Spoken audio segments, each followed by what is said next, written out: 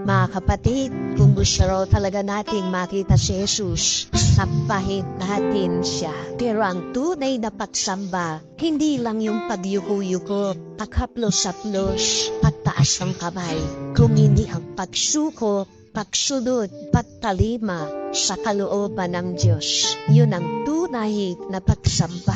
Yun ang tunay na panata. Yun ang tunay na pag-aalay. Kahit po ilang beses kayo magtangkang pumanik sa andas, pero kung hindi magbabago ang ugali, ayaw magsisi sa kasalanan, hindi magpapakumbaba, walang sakripisyo at pagsapang naganap.